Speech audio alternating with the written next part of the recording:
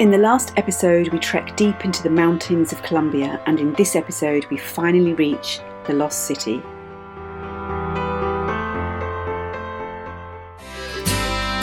You and me, we're family.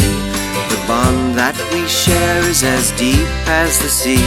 No matter how rough things may come to be, you and me, we're family. Sing ho. Hey, long for the ride, ho. Hey, I'll stay by your side, ho. Hey, you'll always be alright by me, yes, you're alright. So we're in the second hostel. It's the second morning, up again at 5, breakfast at 5:30. It's like a major catering operation in the middle of the jungle. Okay, so this is the Lulu juice, and they put it in here and they froth it up. We stayed in some bunks last night, a little bit damp, but we were all so tired that we just everybody went to bed about 8 o'clock and was asleep. There are other sort of treks sort of crossing paths with us as well, so there's a lot of people sleeping in hammocks and bunks. And there's just wet towels and clothes hanging everywhere. It's a bit like sort of a backpacker's hostel, but right in the middle of the jungle.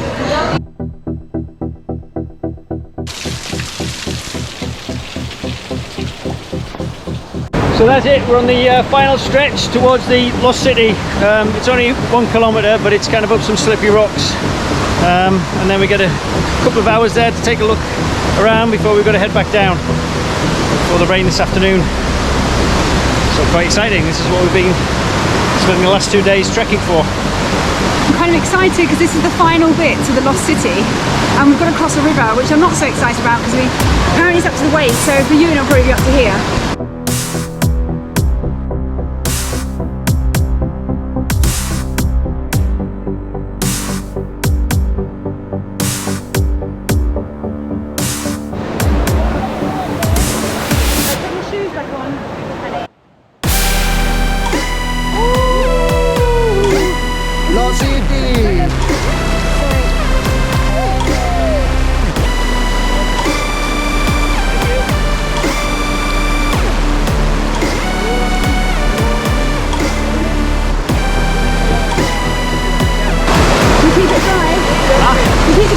That's the most important thing. The drone's dry. The drone, I mean. I'm not. Wow, that was so cool. Very, very cool. Very, very, very cool. Very, very, very cool. Cold. It was amazing. Was it good? Yes. It was pretty cool, but it was so cold. I thought it was pretty fun. It was cold though. It was good. Yep. We're all climbing the steps now. Steep steps. How is it, Ewan? So yeah, there's a lot of steps. I think possibly 1,000. Very steep. And I was wondering if one day they might end up building a road to this place and it will take away the whole magic of trying to get here, but I just can't see that happening. The only thing they'll do here is a cable car. But yeah, I think there's something in just doing the walking. Until the roof of this tree are already 1,000 stairs. Just 200 more. That's nothing. And we are there. Okay, I think we're here. The walls of the lost city. Bienvenido Lost City. Welcome, Lost City. Yeah, it took us 3 whole days of hiking to get here. It took so long. This is wax, kind of wax repellent, and it's the best thing. The locals use it. You sort of make it slightly wet, and then you kind of soap it on your hands like this. I'm getting an expert. And then just paste it on. Basically, you wash yourself in the lather. Yeah, and don't wash it off. The sweat, you've got wax as well. Nice. You did it, Mary.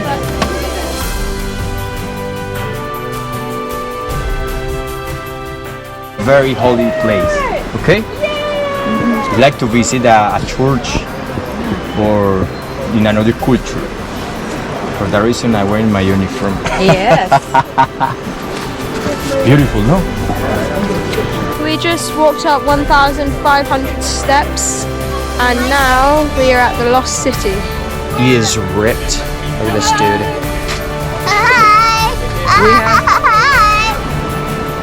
So we're in the lost city of Tejuna in Tejuna National Park.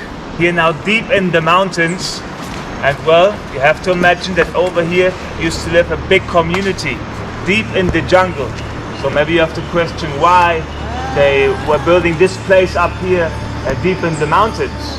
And for sure you can see the huge amount of waters, the earth, the ground is very fertile, a lot of animals to hunt for, yeah. The metals, the gold for example, they were using in order to build the special figures was here in the river, the natural mineries, yeah. So the perfect conditions the indigenous found here in order to put one of their capital settlements. Well, our guide was just explaining that these are kind of what they used to grind the corn with, and the rapa, which is the round things we've been having for breakfast on a morning, was actually taken, the idea was taken from the indigenous people, and this is how they used to grind the corn, in these kind of square slabs. They used to grind the corn like this, obviously collect the flour and then form it into sort of round patties. And in order to have kind of an imagination of how it was before, so you have to imagine that on each circle there used to be one house. And these houses, they were very similar to those we saw yesterday, just made out of natural things. Is that we are making like an exchange of energies. They think that we are bringing bad energies, negative energies here, letting them here and taking good, positive, fertile energies with us, leaving and taking them with us for our other treks. And well, nowadays it's forbidden to do any other excavations, yeah, because well, in the eyes of the indigenous, it's the same if a tomb raider is coming and taking the gold out of it, or the investigators from the government. Okay, so this is the jail, and they'd be put down there, and if the bird came, there's a special bird that used to come and kind of take away their sins. If the bird came, then they would survive, and if the bird didn't come, then they wouldn't survive, and they kind of left it to nature really to judge and to see what happened to people that committed a crime. So this was maybe also, well, the special entrance finally to the main area. So they think that these were used as kind of maps. They found these works all over Sierra Nevada, and yeah, they think that they used it as kind of maybe the vertical ones might have been where the water was flowing, and the ones that go across are kind of where the people lived. But those works, they were found in different areas of the Sierra Nevada mountains. So they had in several settlements these works. These indigenous people lived here, and then as you know, the Europeans came over and started trading with them, they spread disease, and so the indigenous population were wiped out. The tomb raiders came and they did a lot of damage and raided all the tombs and got all the gold. And then after this, the Colombians came back and they wanted to kind of preserve it all, and they kind of tried to preserve what was left from the tombs, and they kind of renovated a bit of the stonework. The other thing about these structures is that obviously you get a lot of rain here, and they've designed them so that the rain passes over and it doesn't erode it all away, it kind of keeps it intact. Amazing.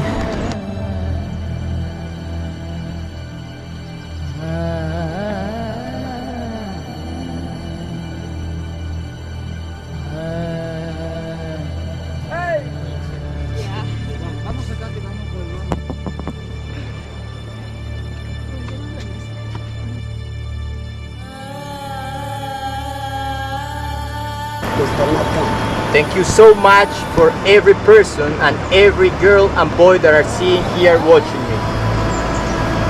Entonces aquí en la presente también el muchacho que están acá. This guy that you're seeing to our right side is going to be possibly the next shaman. He's saying he's feeling very happy that all the kids, girls and boys that are here in the future, we hope all of you can help us.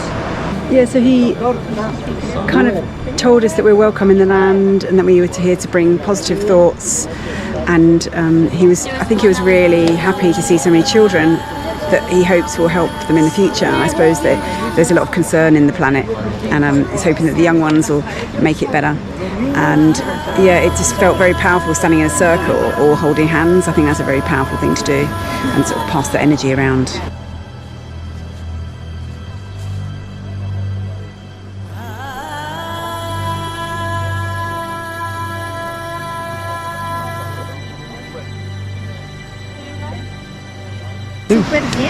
Because I'm an actual genuine shaman. You know, I've read a lot about them. It's kind of strange sort of coming face to face with one. And behind me is the fertility stone, and apparently if you make an offering here you get lots of children. But I don't think any of the families that we've come up with today need to partake of that particular ritual, seeing as there's quite a lot of children already. So the other thing that the guide said was it's quite unusual to have children come on this hike. And it's pretty unheard of to have this many children come on the hike, because we got families ranging from 2 kids to 5 kids. I can't remember what the count was, but I think it was about 19 kids in all. So they've all done really well. A few little kind of blisters and 1 or 2 tears, but nothing major. And I mean, that trek yesterday was really, really difficult. And I mean, even for the adults, so the adults were walking around about like Robocop at the end of the day with the aching muscles, but the kids were still running around and playing. Every way you look around here, it's just a picture postcard. You can point the camera in any direction and you just get this beautiful, awesome sort of composition of these terraced circular areas and the jungle and the waterfall up there. It's absolutely beautiful. It's hard to capture on film how beautiful it is, and especially after spending 2 days of kind of hard trekking to get up here, it's kind of it makes it all worthwhile. There's Mum making sure that the drone fly is mosquito free.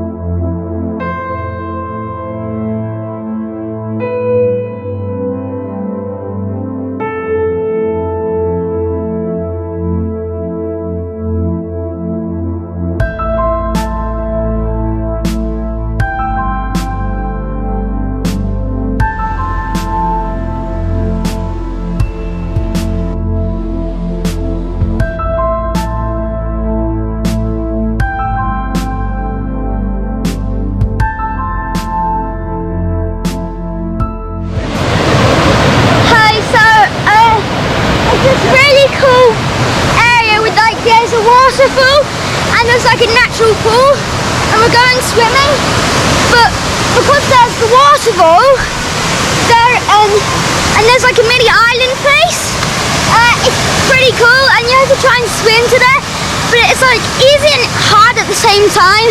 Are you gonna do it? Yeah. Wait. We're going to jump together.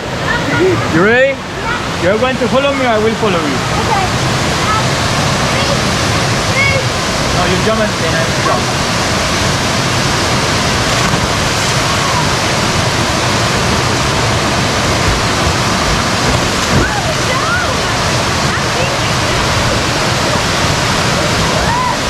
Here, stop here.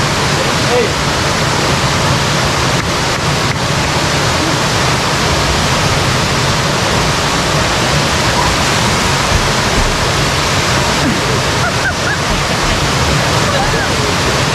You can't do it.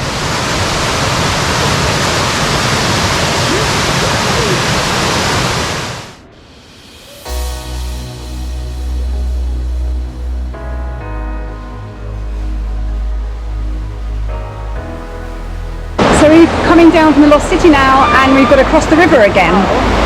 Ewan's already across because he goes before we even notice. And now we get very wet as we go and try and keep the cameras dry.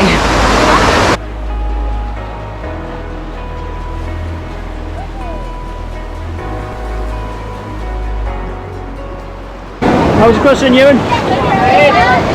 How did you cross? All right?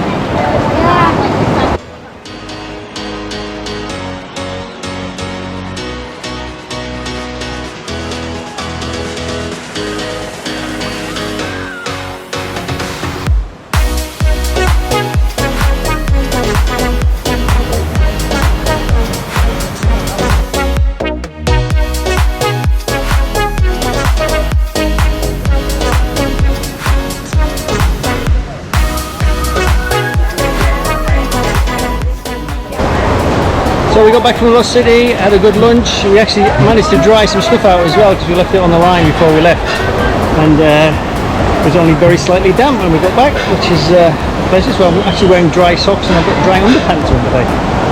There's a look chewy. So now we're heading off back down the valley, saying goodbye to our friends.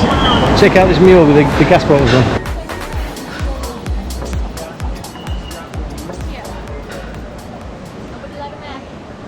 Yeah, so those poor mules, we can't complain. They have to carry 2 of those gas canisters down.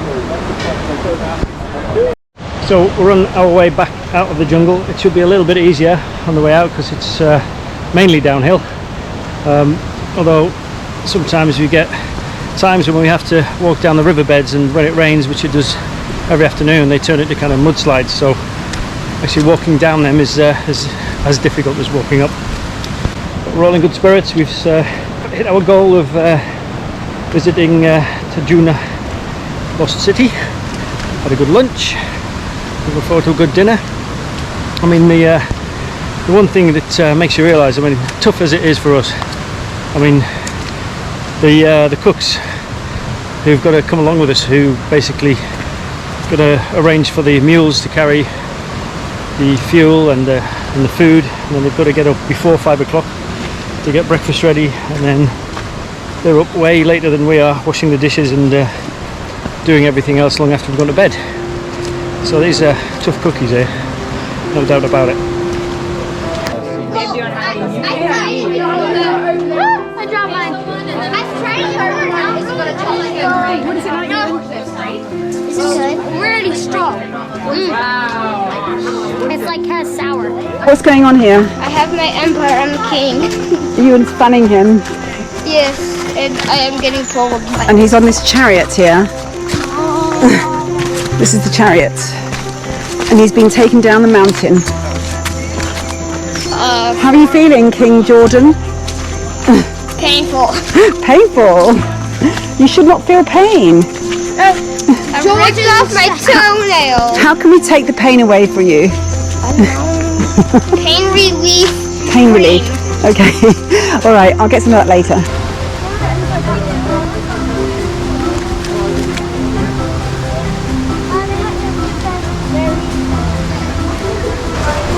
Seriously, we're going uphill and downhill.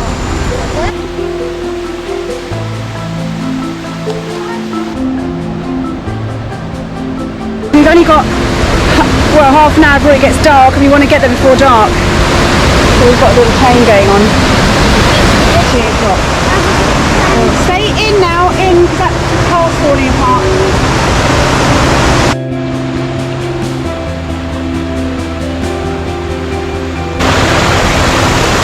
I know we're close now. What? I think we're close now, because I remember it.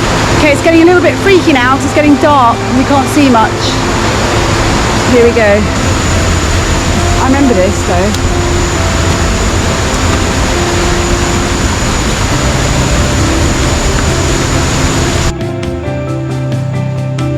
Fall over you, and I said, just look where your feet is. This is not 5 minutes. Okay, we can see some lights. Go, go, go. Yep, this is it. We've got to the camp. Woohoo!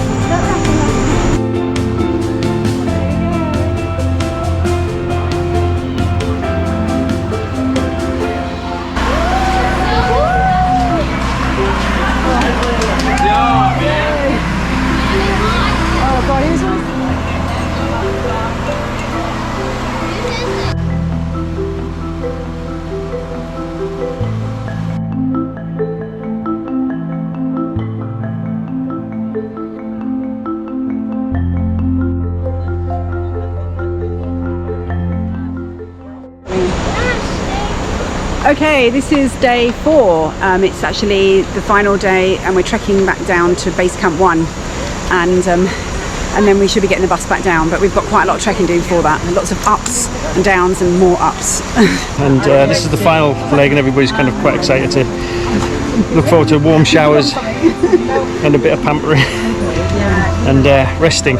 As we're going along, we meet all the indigenous people, and they just walk along with their babies on the backs. The women are constantly making these kind of bags or hats, and you can tell which indigenous tribe they're from because of their hats. So this, I think, is the Koga indigenous population, and they don't really smile very much, and they're very quiet people, so we just kind of don't say too much to them, just kind of smile and pass them by.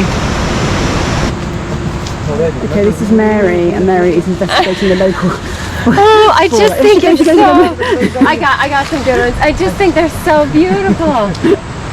Oh, they're still like as big as a bird. This is what she's trying to get a photo of, which is quite amazing actually, because it is one massive butterfly. And you just can't appreciate the size of them, right? Yeah, it's huge. Like here, like my hand. Yeah, here we go. See, it's as big as my hand, almost. It is. Oh.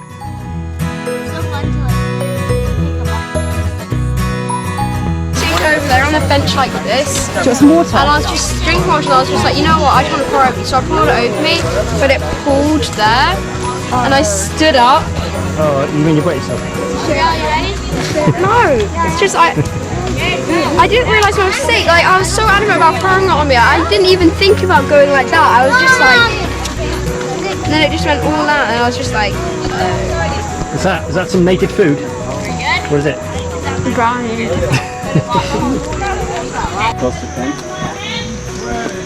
We're still doing the up, as you notice. We've stopped at another camp where the locals are making some freshly squeezed orange juice and cutting up some watermelon, and it's really refreshing, really nice stop. Get the rucksack off and just kind of stretch your shoulders a bit. I think we've got the worst of this walk out the way now. It's been mainly uphill, and then from now on it's kind of mainly downhill. So it's a pleasant day. The rain's not forecast till later on this afternoon. So it's been interesting finding out about the local indigenous culture and Colombia and Colombian people as well. The other thing that's been interesting is because we've been walking with a lot of Americans, and they're all part of the Churches of Jesus and the Church of Latter-day Saints, which is also known as the Mormons. And it's been interesting kind of being part of their culture as well. Mule interruption.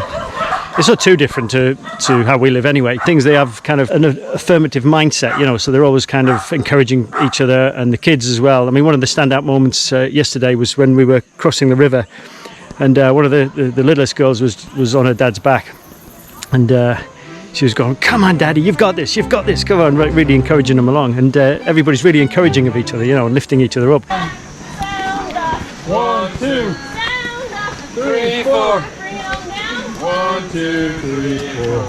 1, 2, 3, 4. We're learning a lot, you know, but the kids are getting on really well with the other kids as well, and their mindsets change as well, actually, because if we went on a walk like this, a 4-day walk through the mud and the rain, we would get a lot of complaints. We know we would.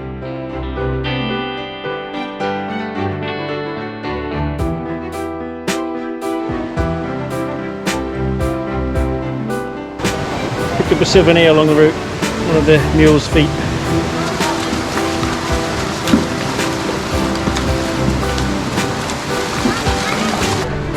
Okay, this is the first camp we stayed at.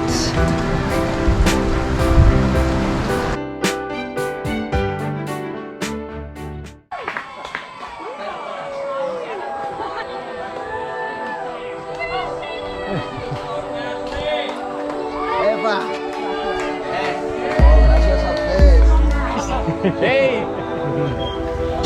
So that's it, we're done. We're here, I can't believe it! We all did it. How was it? Painful, but really good. I feel strong and fit now. No, we just think we're finished. We're like years and years. We finally got back to civilization. Oh no, I don't like it. And we're all absolutely exhausted. And the rain is just starting, so we just made it back in time. It's been a long trek. It's been one of the toughest treks I've ever done, I think.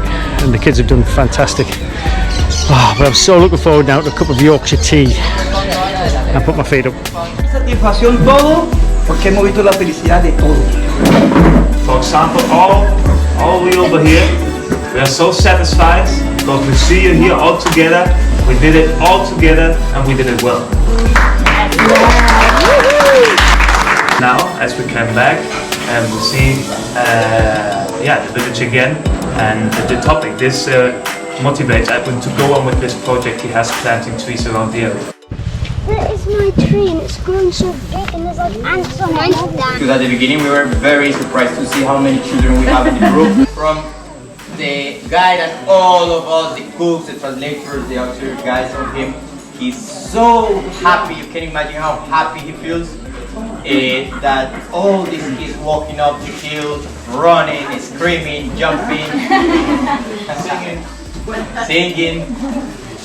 You see? And the cutest thing that was the smile that you were having at the beginning, and also you keep the same smile coming back here.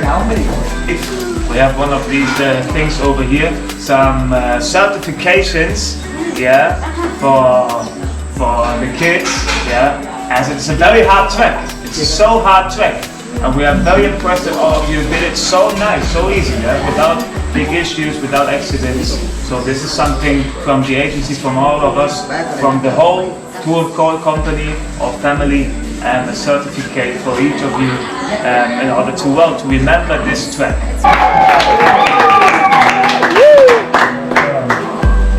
And Derry.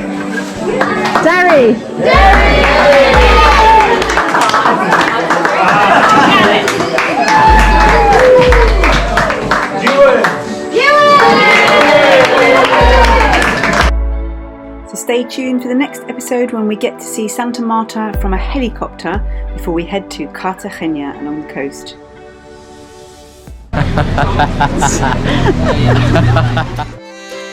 A big thanks for watching, and especially thanks to our patrons who make these videos possible. If you'd like to become part of the Patreon family, then follow the link in the description below, or just put Mothership Adrift Patreon and I'll take you to the right place. You and me, we're family. The bond that we share is as deep as the sea. No matter how rough things may come to be, you and me, we're family. Sing ho, hey. Thanks for watching and thanks for subscribing, and don't forget we have another channel which is dedicated to boat maintenance called Mothership Maintenance. So it'd be great if you subscribe to that too. Thank you. And don't forget to check out our new t-shirt designs available on our merchandise store.